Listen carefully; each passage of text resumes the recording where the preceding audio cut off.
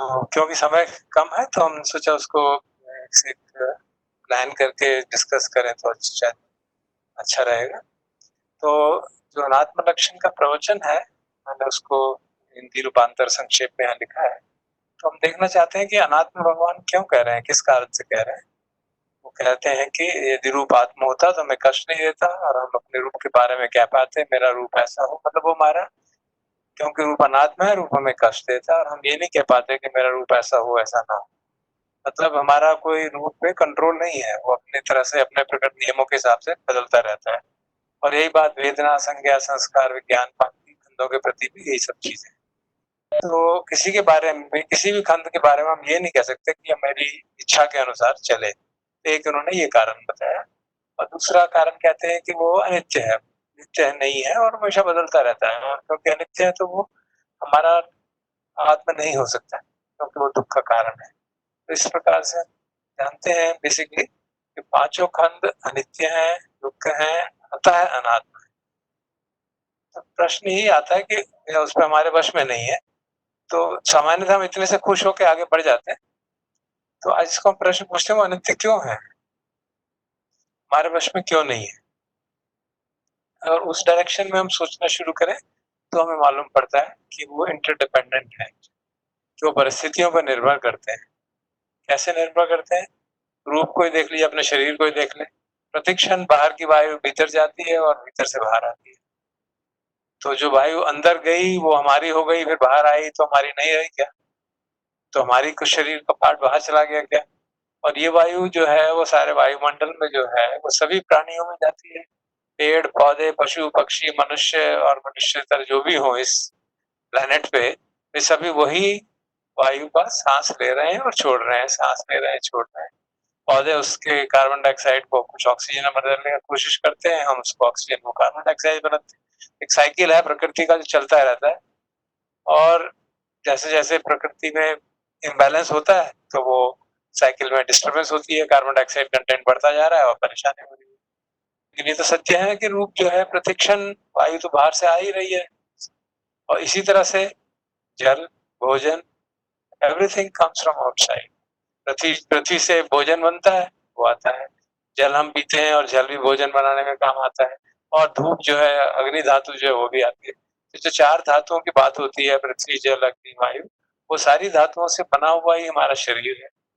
और वो धातुएं, सिर्फ हमारा शरीर उससे नहीं बना, सारे शरीर उससे बने, सारे जड़ चेतन एवरीथिंग। तो उनका आपस में इंटरेक्शन है, और इसी को इकोलॉजी की बात कही जाती है। प्रकृति की परिस्थिति की जिसे कहा जाता है कि there is an ecological balance. अगर वो बिगड़ेगा तो हम बीमार होंगे ही। दिल्ली में वायु पॉल्यूशन जब होता है विंटर में तो सैकड़ों लोग बीमार हो जाते हैं, क्योंकि पॉल्यूशन हो गया। और वो बख्शता नहीं है किसी को कि इसको नहीं होगा और इसको नहीं होगा। Everybody is equal in that. एक और इंटरेस्टिंग सूत्र है वैसे, जो इसके कई सूत्र है, लेकिन जो उस पर मोस्ट मुझे लगा इम्पोर्टेंट है, आहार सूत्र। भगवान कहते हैं चत्तारो एवं भिक्खवे आहार, चार आहार है, भूतानम व सत्तानम ठित्तिया। जो प्राणी है उनकी स्थिति के लिए, उनके जीवन रहने के लिए, संभवेशी नानम अनुग्रह है, जो पैदा हो रहे हैं उनके ऊपर कृपा करने के रूप में चार आहार आवश्यक है। कथमे चत्तारो कौन से? कबलीकारो आहारो, मतलब औलारिको व सूक्ष्म। सूक्ष्म या ग्रॉस कबलीकारो होता है आहार, जो फिजिकल फूड है। कबली का आहार होता है जो बॉल की बना के खाया जा सके। जैसे पुराने जमाने में चावल को बॉल बना के और ऐसे मुंह में डालते थे, तो इसलिए उसका नाम कबलीकारो आहार हो गया। Basically physical food. तो एक तो ये है जिसे हम पहचानते हैं। लेकिन इसके सिवा तीन फूड और हैं। हस्सो द्वितीयो, मनोसंचेतना तृतीया, विज्ञानम चतुर्थ। तो भौतिक आहार की केवल भूख नहीं होती हमें, मन के आहार की भी भूख होती है। और इस समय जब लॉकडाउन में है तो मालूम पड़ता है कि मन का आहार कितना महत्वपूर्ण है। ये तो क्या दिक्कत है, घर में बैठे हैं हम। दिक्कत यही है कि मन का आहार नहीं मिल पा रहा ठीक से। इंद्रिय स्पर्श जो हम चाहते हैं, जहाँ चाहते हैं वो नहीं होता। वेदना जो है चाहते हैं नहीं होती। वेदना भी सरकार ने कंट्रोल कर दी, इच्छाएं भी कंट्रोल हो गई, और कॉन्शियसनेस तो हमारी न्यूज ने कंट्रोल कर ली। तो सब तरफ से परेशानी लगती। तो ये सब चीजें जो हैं ये कहाँ से आएंगी? इंद्रिय स्पर्श तो बाहर से ही होगा। इच्छाएं भी उस इंद्रिय स्पर्श से जो वेदना जागती है उसके आधार पर सुख भोग जागता है। और इच्छा का मतलब संचेतना, मतलब कुछ करने की इच्छा, हम कुछ करना चाहते हैं, हम घर में बंद नहीं रहना चाहते। तो जो कुछ नहीं कर पाते वो डिप्रेशन में जाते हैं, परेशान हो जाते हैं, और कुछ नहीं तो फिर वायलेंट एक्शंस होने लगते हैं, मन की परेशानियाँ होने लगती हैं। अब ज्ञान जो है वो सबका सरमार है, तो कॉन्शियसनेस है, वो जिससे मॉडिफाई हो जाए, जो जिस तरह से मॉडिफाई हो जाए, अगर आप बेचैन हो रहे हैं तो उस तरह का भी ज्ञान बनता है, उसके साथ जुड़ जाएँगे और आपको अकुशल चित्त की चेतना जागेगी। तो हम इस तरह से आराम से देख सकते हैं कि स्ट्रॉन्ग इंटरडिपेंडेंस है, जो कि भौतिक एवं मानसिक स्तर पर है, सिर्फ शरीर के स्तर पर नहीं। जैसे इकोलॉजी वाले लोग जो हैं, वो शरीर के लेवल पे मानते हैं कि फिजिकल लेवल पे मैटर की, पेड़ों की, पशुओं की, मनुष्यों की एक आपस में परस्पर निर्भरता है। लेकिन भगवान समझाते हैं कि उन्हें परस्पर निर्भरता मानसिक स्तर पे बहुत ज्यादा इम्पोर्टेंट है। तो इस समय शायद ज्यादा हम अप्रिशिएट कर पाए जब मानसिक स्टिमुलेशन की एब्सेंस। और इंटरेस्टिंग चीज है कि इनके आपस में भी परस्पर निर्भरता है, विज्ञान और नाम रूप की परस्पर निर्भरता है, शरीर के विभिन्न अंगों में भी परस्पर निर्भरता है, वो आपस में चल ही नहीं सकते। अगर आप, हमारे मन खराब है तो सिर में दर्द होने लगता है, पेट खराब है तो सिर में दर्द होने लगता है। आप अगर ये सोचेंगे सिर में दर्द सिर के कारण हो रहा है, तो सामान्यतः सिर के कारण नहीं होता, किसी और कारण से होता है। तो उनकी आपस में कितनी स्ट्रॉन्ग इंटरडिपेंडेंस है। तो ज्ञान और नाम रूप की इंटरडिपेंडेंस, अगर आपका मन में अकुशल भाव, अकुशल चित्त की चेतना जागी तो उसी तरह का नाम रूप हो जाएगा। गुस्सा आएगा तो उसी तरह के फीलिंग्स होंगी, उसी तरह का शरीर तमतमा जाएगा। Strong interdependence within the body structure and with the whole universe structure. तो ये उसका पार्ट है एक्चुअली। महायाना ट्रेडिशन में जो अनंत बोध की बात कही जाती है, एम्प्टीनेस की बात कही जाती है, वो इस कारण से कही जाती है कि हमारा इंटरडिपेंडेंस है। और अगर चार चीजें, पांच चीजें हैं, वो आपस में इंटरडिपेंडेंट हैं, तो किसको आप आइसोलेट कर पाएंगे एज एन इंडिविजुअल आइडेंटिटी, किसकी बना पाएंगे? किसी की आइडेंटिटी नहीं बन पाती। तो इसलिए वो कहते हैं कि कोई भी चीज में कोई आइडेंटिटी नहीं है, it's all empty, there is no essence in that, they are all essentials, kind of a strong web of interconnectedness। तो उस सेंस में अनंतता और परस्पर निर्भरता, इंटरडिपेंडेंस, एक दूसरे को दो तरीके हैं उसी सत्य को बताने के लिए। अब देखते हैं भगवान ने परस्पर निर्भरता अपने विनय में भी बनाई, भिक्षाटन का नियम बनाया ताकि भिक्षुओं और गृहस्थों में परस्पर निर्भरता रहे। कई ट्रेडिशंस में जो दूसरे सेमेटिक मोनास्टिक ट्रेडिशंस हैं बड़े स्ट्रॉन्ग, जैसे बेनेडिक्टाइन मोनास्ट्रीज वगैरह हैं, उन्हें मने मॉक्स जो है वो हर्मिट्स की तरह रहते हैं, मतलब वो सब कुछ फुल्ली इंडिपेंडेंट होते हैं। अपने आश्रम में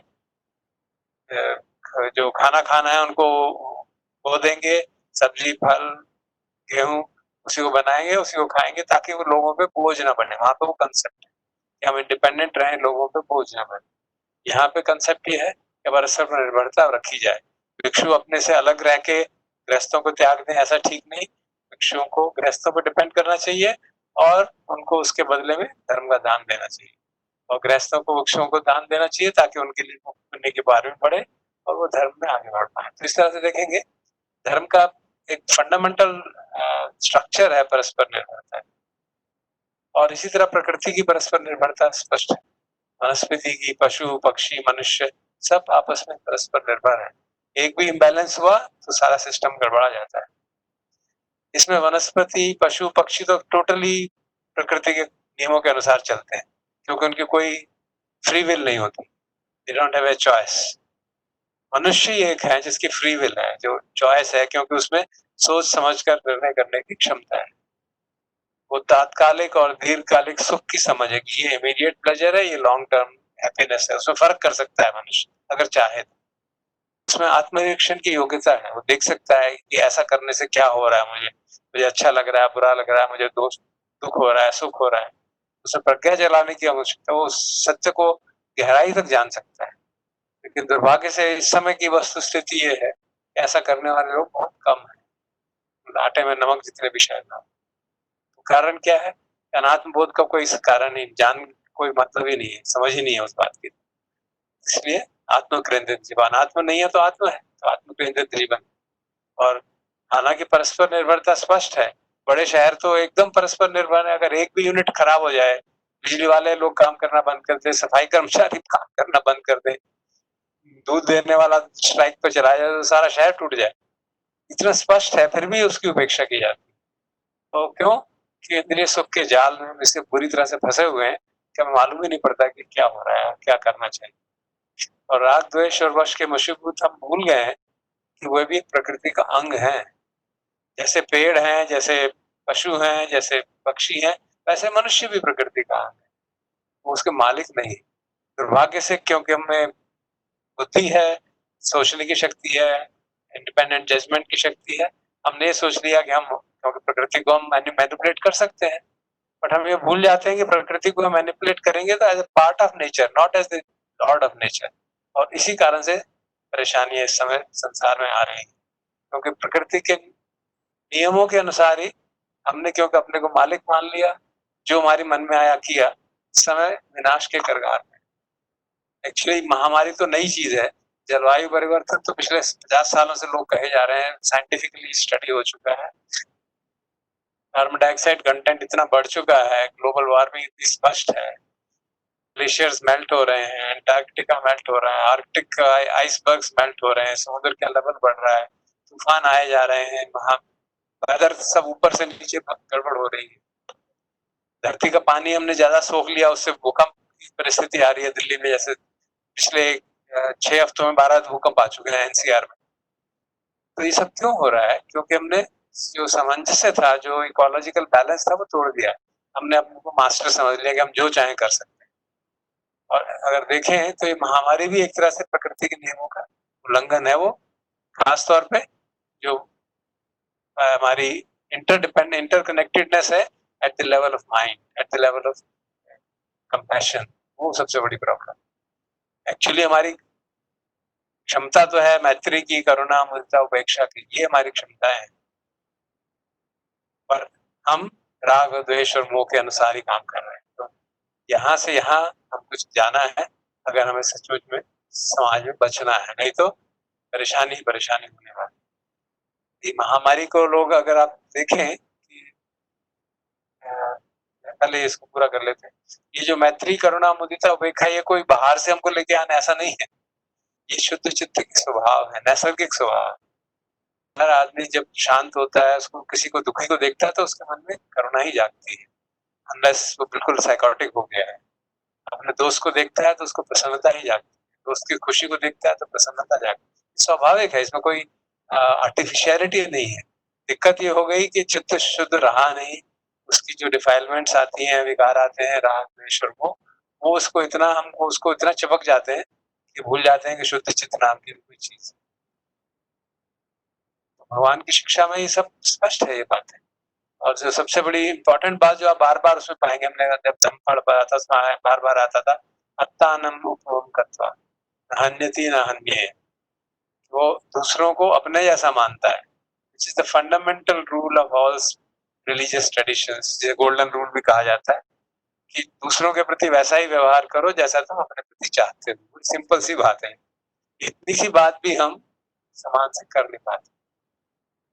और एक उदाहरण के रूप में इस तरह से भगवान की शिक्षा में एनवायरनमेंट का कंसर्न आता है। एक माइनर ग्रंथ है पेतवत्थु पाली, उसकी 2 गाथाएं मैंने यहाँ लिखी है।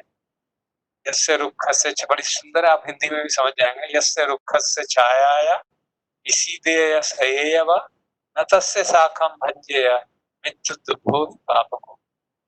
जिस पेड़ की छाया में आपने आराम किया, बैठे हैं या लेटे हैं, उसकी शाखा को तोड़ो मत, ये मित्र दो जैसा पाप है। So that is the mental attitude.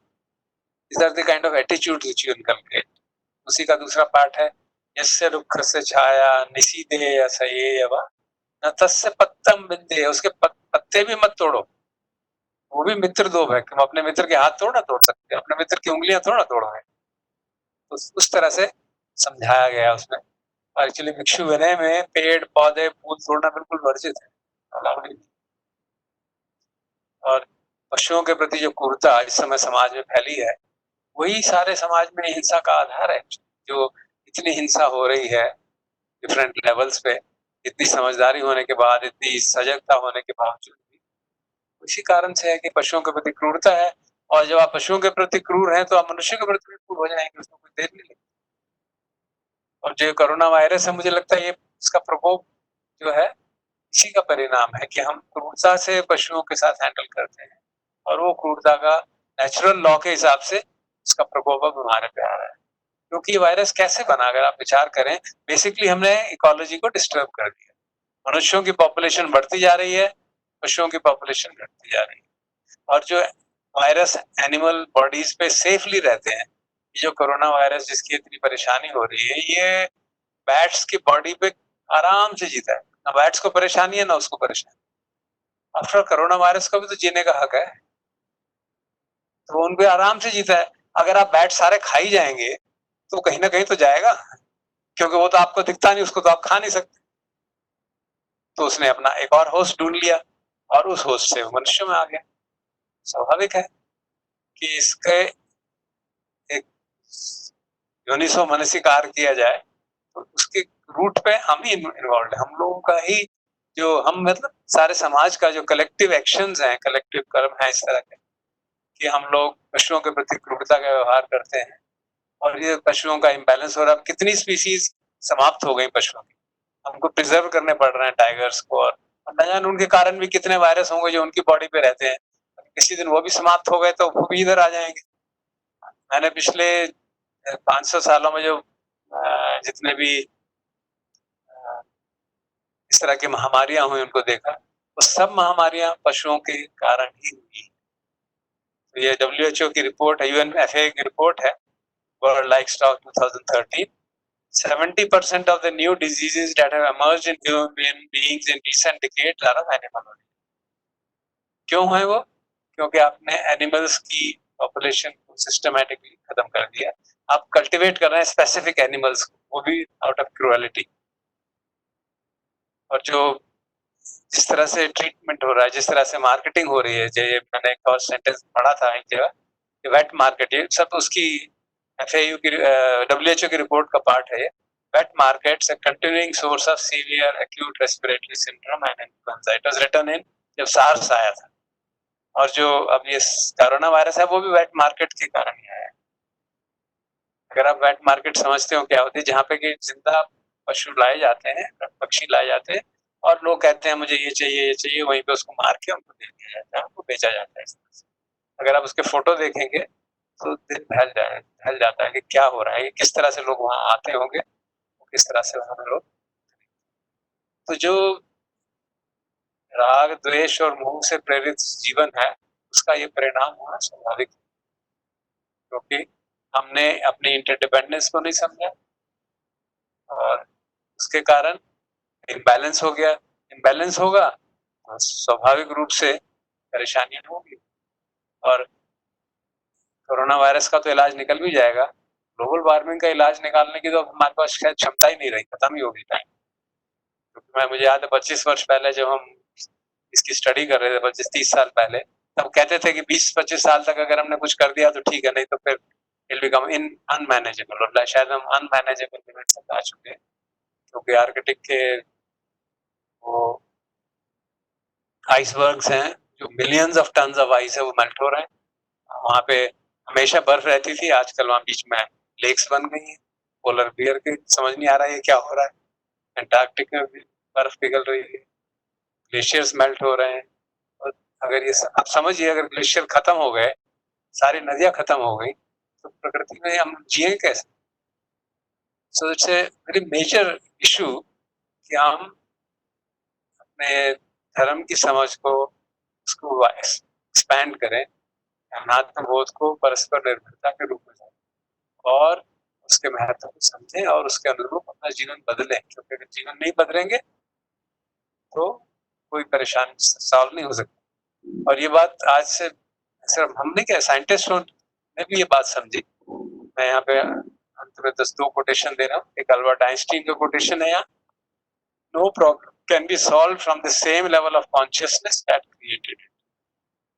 तो ये जो प्रॉब्लम्स देख रहे हैं वो आत्म केंद्रित कॉन्शियसनेस से, राग द्वेष से प्रेरित जो कॉन्शियसनेस है, उसके कारण ये प्रॉब्लम सॉल्व कैसे होंगे? हो ही नहीं सकेंगे।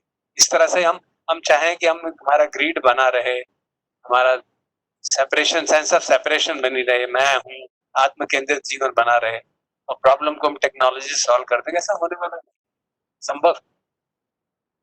और 2500 वर्ष पहले भगवान ने इस सुब्रह्मा देवपुत्र के सूत्र में छोटा सा सूत्र है जो बहुत महत्वपूर्ण, और वो सुब्रह्मा जो है देवपुत्र है, वो उनके आके कहते हैं कि नित्यम उत्त्रस्त, उसको मैं हिंदी में सीधा ट्रांसलेट करता हूँ कि नित्य ही भय से त्रस्त है हम लोग, नित्य ही व्याकुल रहते हैं।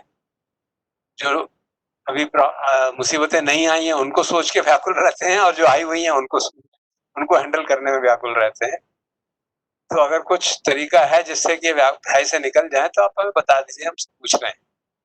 और ये मनुष्य नहीं कह रहा, ये देवता पुत्र कह रहा है, देवलोक से आया हो, तो वहां पे भी भय से त्रस्त है, वहां भी व्याकुलता है।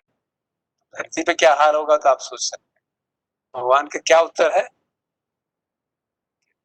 कि बोधि और तप के अन्यत्र, इंद्रिय संयम के अन्यत्र, त्याग के अन्यत्र मैं कोई तरीका नहीं देखता जिससे कि मनुष्यों की, प्राणियों की स्वस्थि हो, प्राणी कल्याण से सुख से जी सके। कोई और तरीका मुझे नहीं मालूम पड़ता। और शायद यही कंक्लूजन अब हम, प्रकृति हमको फोर्स कर रही है, यही कंक्लूजन आपको एक्सेप्ट करना पड़ेगा और कोई चारा नहीं।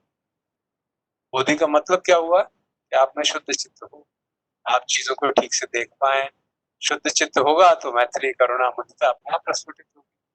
इंद्रिय संवर होगा तो आप राग के वशीभूत नहीं होंगे, द्वेष के वशीभूत नहीं होंगे। सब निसग्गा होगा, निसग्ग भाव मतलब रिक्वेशमेंट का भाव, तो जो एक्विजिटिवनेस है, चीजें इकट्ठे करने की आदत है, वो कम हो जाएगी। क्योंकि चीजें इकट्ठी करने की आदत के कारण ही सबसे ज्यादा प्रॉब्लम हो रही है। इतना इंडस्ट्रियल प्रोडक्शन करना पड़ रहा है और कार्बन डाइऑक्साइड लेवल जो बढ़ रहा है, उसका बेसिक कारण वो। तो जो अनात्म बोध की बातें हैं जो कि हमको आगे उसको प्रकृति तक ले जाएं, जो हमको समझाती हैं कि हम इंटरडिपेंडेंट हैं, उस इंटरडिपेंडेंस का बड़ा भारी महत्व ये बात है कि हमको अपने जो सोचने का तरीका है वो बदलना पड़ेगा। अगर हमको इस समाज की परेशानी से दूर हटना है, चाहे अभी एक महामारी है, 2 साल बाद फिर कोई और आ जाएगी, कोई और अभी बैट से आई है फिर किसी और से आ जाएगी, क्योंकि हमने किसी भी वाइल्ड लाइफ को छोड़ा ही नहीं खाए बगैर। सांप खा रहे हैं, पेंगोलिन खा रहे हैं, बैट्स को खा रहे हैं, चूहे खा रहे हैं, मंकीज खा रहे हैं, और वो भी निर्दयता से। क्या होगा इसका? उसका यही है कि जो बैक्टीरिया, जो वायरसेस खासतौर पे जो उनकी बॉडीज पे सेफली रहते हैं, वो अगर खत्म हो जाएंगे उनकी बॉडीज, वायरस को तो आप मार नहीं पाएंगे, वो निकल के कहीं और आ जाएगा। ऐसे प्लेग का कैसे हुआ? ऐसे ही हुआ, रैट्स के वायरस से निकल के वो मनुष्यों पे आ गए, और फ्लू हुआ वैसे ही शुरू हुआ, स्पेनिश फ्लू हुआ, लाखों लोग मर गए। तो ये इस समय क्योंकि मेडिसिन काफी एडवांस्ड है, तो डेथ उतनी ज्यादा नहीं हुई है जितनी पहले प्लेग्स वगैरह में करोड़ों मर जाते, तो क्या मालूम यहाँ भी पहुंच जाए, अभी कुछ मालूम नहीं। लेकिन सत्य तो यही है कि हमारे, जब तक हम धर्म की बात को ठीक से समझेंगे नहीं, अपना सोचने का तरीका नहीं बदलेंगे, तब तक इन सब परेशानियों से मुक्त नहीं हो पाएंगे। यही मैं संक्षेप में कहना चाहता हूँ। अंत में, मनुष्यों में राग, द्वेष और मोह को कम करने से ही सामाजिक एवं पर्यावरण की समस्याओं का समाधान संभव है, और किसी तरह से संभव नहीं। टेक्नोलॉजी से सिर्फ नहीं होने वाला, आप कितनी भी टेक्नोलॉजी करें, कल और एक और नई डिजीज आ जाएगी। जैसे मैंने कहा, पिछले 2 दशकों में 70% नई डिजीज आ गई, और सबकी वैक्सीन नहीं निकली। HIV की वैक्सीन अभी तक नहीं निकली, तो क्या होगा? HIV से करोड़ों लोग मर चुके हैं। क्या होगा अगर इस तरह से हम यही लेवल ऑफ कॉन्शियसनेस हम रखें, जैसे ना आइंस्टीन जैसे ने कहा, अगर हम सेम लेवल ऑफ कॉन्शियसनेस रखेंगे तो प्रॉब्लम कभी भी सॉल्व हो ही नहीं सकती। आप टेक्नोलॉजी से इस तरह की प्रॉब्लम्स को सॉल्व नहीं करते, डिले कर सकते हैं, delay the onset of another problem, get another problem till it is too late to solve. Thank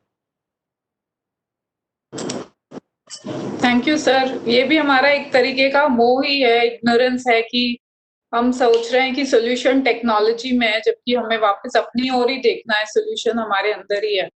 और एक बात मुझे बहुत अच्छी लगी जो आपने कही कि हम अनात्म बोध को परस्पर निर्भरता की तरह देखें। ये एक आपने एक नए प्रकार का इंटरप्रिटेशन दिया है कि अनात्म जो है उसको हम, इसका मतलब एब्सेंस ऑफ एवरीथिंग नहीं है, बल्कि एक तरीका देखने का ये भी है कि इंटरडिपेंडेंस के फॉर्म में देखा जाए। महायाना ट्रेडिशन में ऐसा ही देखा जाता है। महायाना ट्रेडिशन में उसको इसी तरह से समझते हैं। जी, अच्छा। सो अब हम क्वेश्चंस इनवाइट करते हैं, अगर किसी को